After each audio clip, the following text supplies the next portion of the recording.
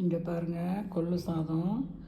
ஒரு அளாக்கு அரிசிக்கு அரை அளாக்கு கொள்ளு போட்டு கொஞ்சம் உப்பு போட்டு 4-5 டம்ளர் தண்ணி ஊற்றி நல்லா கொலன்னு வேக வச்சுக்கணும். இது கொள்ளு சாதம் டயட்டுக்கு. இது கருவேப்பிலை, எள், கடலைப்பருப்பு, உளுத்தம்பருப்பு, வரமிளகா, புளி, பூண்டு எல்லாம் போட்டு தொக்கு மாதிரி பண்ணி வச்சுருக்குறேன். கருவேப்பிலை தொக்கு. இது தொட்டுக்கிறதுக்கு சாப்பிட்றதுக்கு இதை தொட்டு இதை வச்சு சாப்பிட்ணும், தயிர் வச்சு.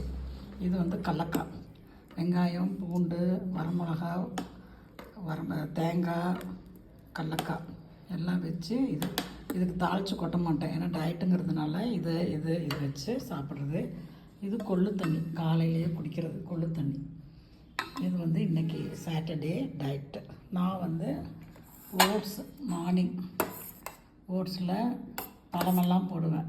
ஆப்பிள், என்ன பழம் இருக்குதோ எல்லாம் போடணும். இன்னும் ஆப்பிள் கட் பண்ணி போட்டு இதை சாப்பிடுவேன் மார்னிங் டயட்டுக்கு. இது ஆஃப்டர்நூன் டயட்டுக்கு.